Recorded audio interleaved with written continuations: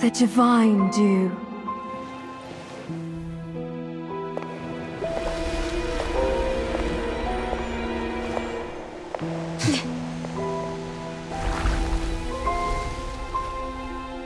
A brilliance beyond compare. Yet... It is not divine. You know that. And what of it?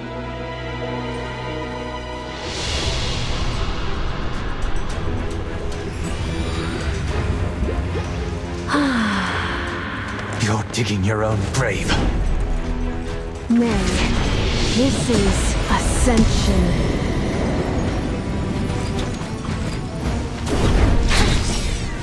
To surrender all to the Queen's will. This is the highest fate.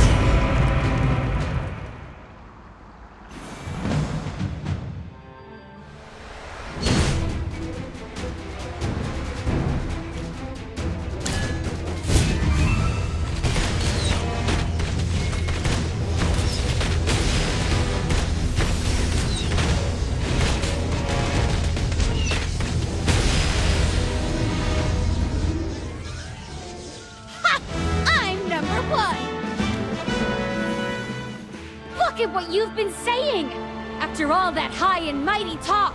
The divine grace, the Queen's blessing, and now you're just using it as bathwater? You don't call that a disgrace? The divine dew is divine grace itself. There are many ways to enjoy it. My heart, always humble and thankful, finds solace in this gift.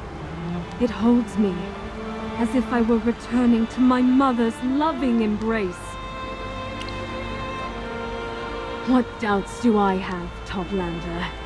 Its power, its grace, its love are present in this very moment. Toplander, perhaps you yourself have uttered the name of a god in reverence, and perhaps you believe your faith is true.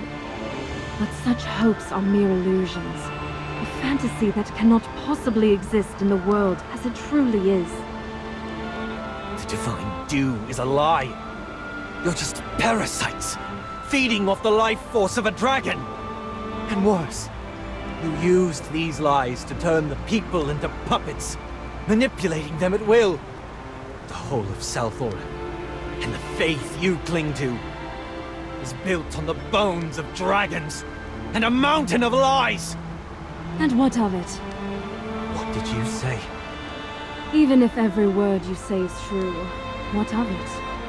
I have intimately known the agony of corruption and transformation, Indris. It felt as though fire coursed through me, and everything I reached for dissolved into foul smoke. It was as though countless thorns drove into me, inch by inch, tracing my very bones and veins, from the soles of my feet to my throat. You cannot comprehend. Once, we cherished all things. The wind, earth, and water, the stars, the sun, and the moon. But then, we were abandoned. Amidst despair, solitude, and agony. It was Her Majesty who bestowed salvation upon us through the divine dew.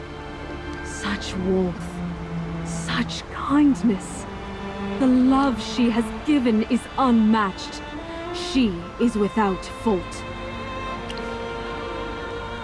What would you know of it? That grace is no mere gift. It is the love destined for us, bestowed by Her Majesty. Indris, have you forgotten the gentle embrace of the divine dew?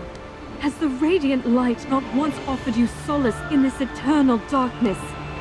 Even if it was tainted by lies, even if it was stained with flesh and blood, hasn't everything remained as it should? Our faith, our kingdom, our grace. Is it not all still in its rightful place? Why can't you see this, Indris? I understand. Ah, yes! I knew the truth would reach you in the end. You are not a parasite, Valara. Nor are you a puppet. You are the pillar that holds up this blood-stained kingdom. The silk thread guiding the puppets. You are the ant that nourishes the parasite. That's right. I am. To live in this sacred land, to feel the blessed touch of the divine dew, and to carry such an unwavering faith. It fills my soul. To me, sacrificing everything for this purpose is neither burden nor hardship, only glory and bliss. You are beyond redemption.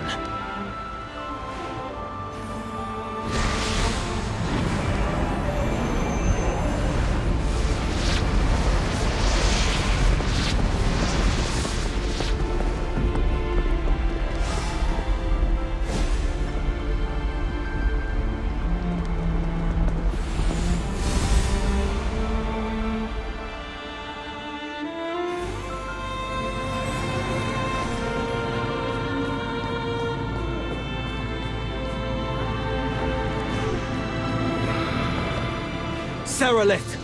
The primordial dragon has awakened. The lies you've built are about to crumble. The dragon has awakened!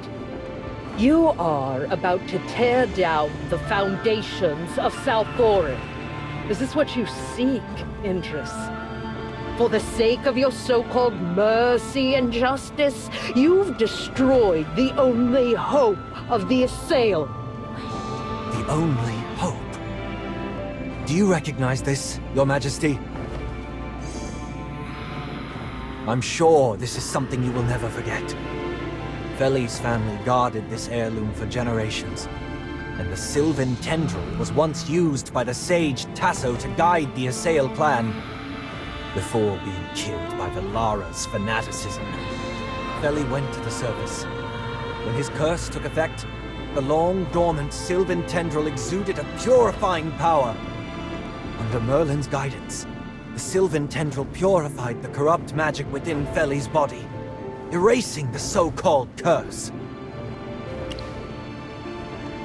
If at that time... Silence! Do not presume to speak on matters beyond your understanding, you ignorant youths! Our bodies were already in ruins by then. With each step, Tasso spat blood, and some among us were so grievously wounded that our very organs threatened to spill from our bodies. No one in our ranks could have endured any longer. This is the agony the curse has inflicted upon us. If we were incapable of eradicating the Hypogeans, what choice remained? Beg Misati for mercy and forgiveness? Do not think we did not try. Don't you see? This means there's another path. No reliance on dragon eggs, no sacrifice of innocent lives. Another path to live, without crawling through the dirt like some lowly reptile. Do you truly think another path exists? You are mistaken. What lies ahead is nothing but an abyss. We can either stay frozen in place, or leap into the darkness. Without a quick resolution, and if we had hesitated to save them one by one, the Assail clan would have been nothing but a memory.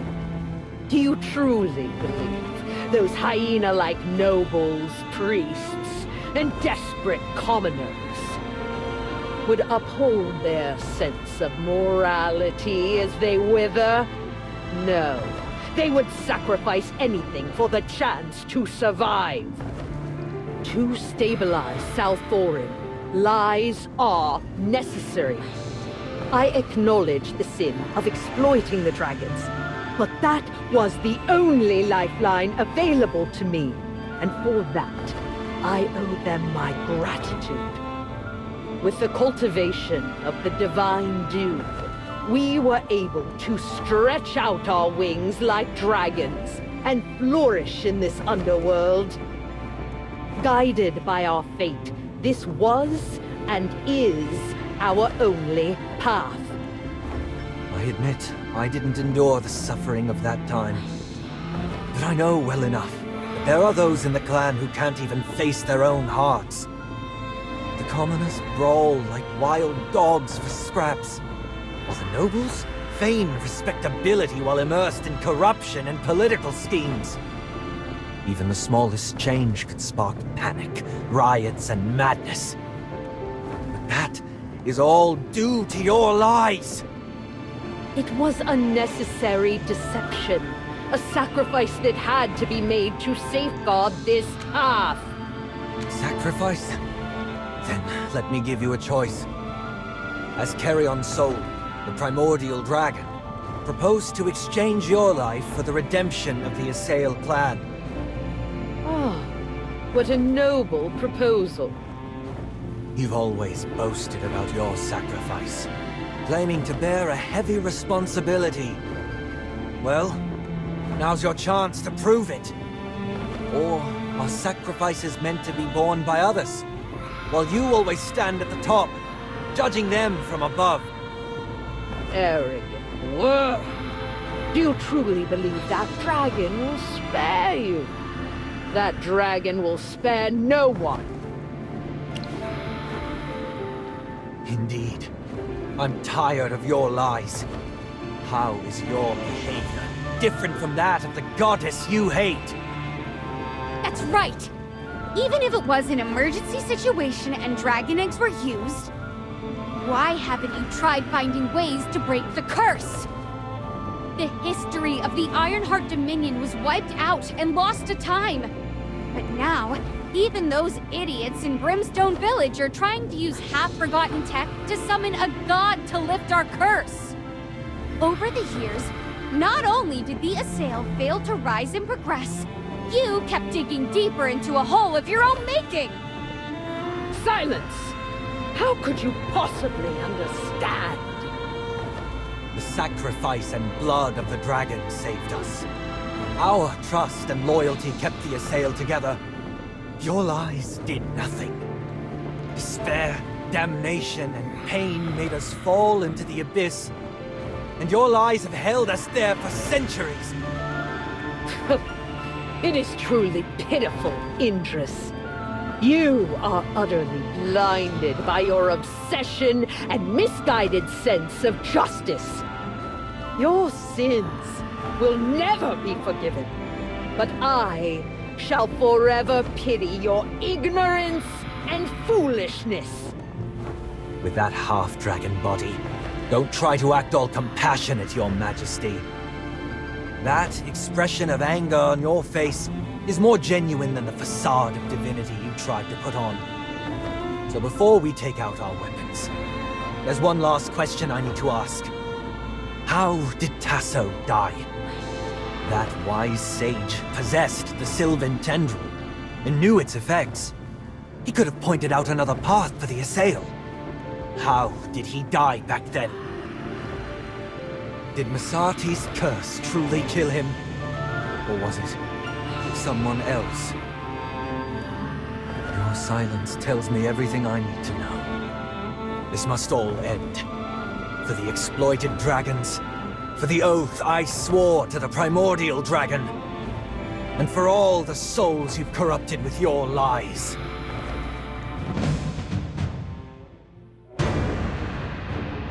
I'm all The battlefield, a state of art.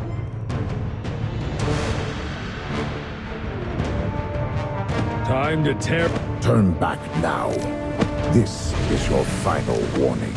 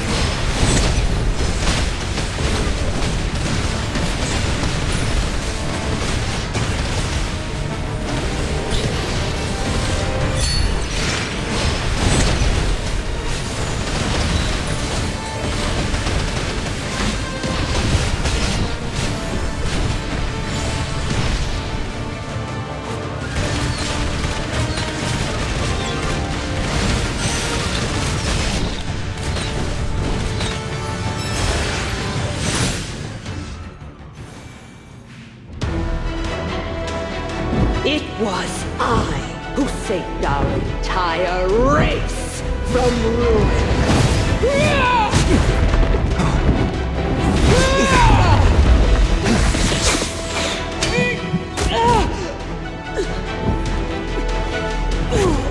Without my divinity, they would all have withered!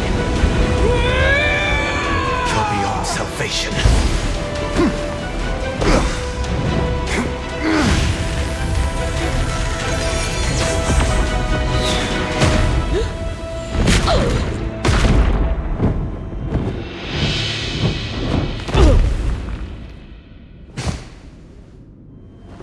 Mark my words, they will scorn you more than they ever hated me.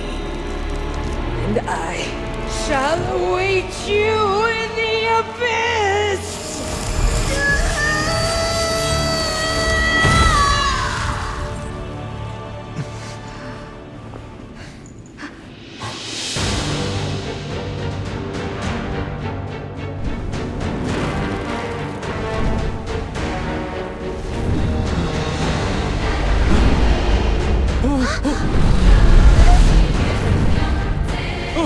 What is that?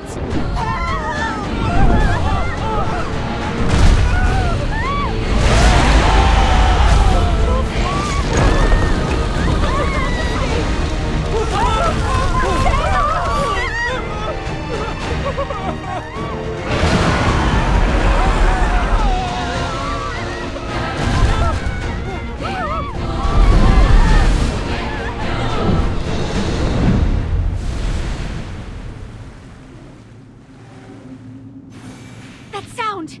It's the dragon! It's flying away! It came from the square. I need to see what's happening. With the Queen dead, the statue she held together with magic would have shattered. Salthorin will be plunged into chaos after the citizens see that.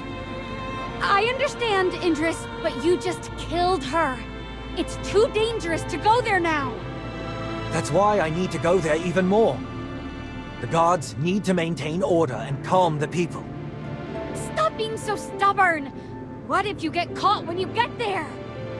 I am Indris, captain of the Salthorin Guard. Before I'm relieved of my duties, I'll never hide when the people need me. Not when it matters the most. Ha! I can't believe he said that with a straight face. It sounded pretty cool, though. All right, I'm in. But if the situation turns on us, we make a run for it.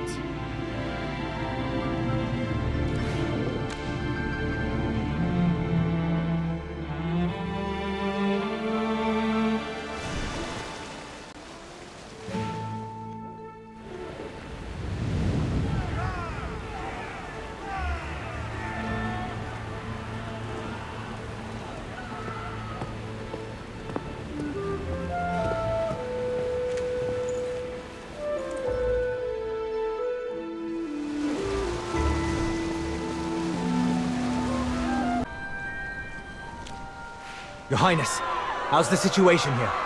Do you need my help? Oh, Indris, you came just in time, and all your limbs seem to be intact. I just managed to calm some people down.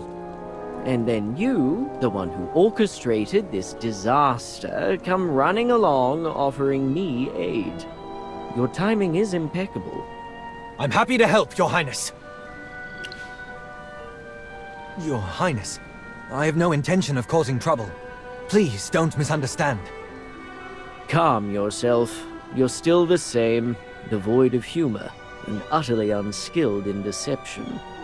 Since you did not deny that you orchestrated this disaster, please explain to me what happened. We defeated Valara, and your mother, Queen Serelith. There is no need for further panic, citizens. That's... thank you. The primordial dragon seemed to have sensed that we had kept our oath and flew away. Also, if we use the Sylvan Tendril properly, there should be a way to completely remove our curse. Merlin is willing to help us. We should all stay calm. Yes. Your Highness? No cheers or celebration. Are you disappointed? No, not in the least. Look, after listening to your little speech, no one's panicking anymore. This is already impressive. However, in a sense, we have Valara to thank for this. Arresting the troublemakers from the last riot probably helped keep things in check. These people are still afraid. Whether commoners, nobles, or priests, none dare to act rashly. For now, order still holds. It has not yet reached the point of no return. Oh, I hope you haven't forgotten that execution, Indris? How could I? Feli, he... Therefore, if you truly wish to liberate the people, maintaining order here is meaningless. If you truly want to erase everything the Queen stood for, why not just reduce Salthoran to ashes and be done with it? I cannot do that. There are innocent lives here. Innocent? Tell me, who do you think is actually innocent? Was Feli innocent? Was Valara? Am I innocent? You've hunted, condemned, and led countless to their deaths.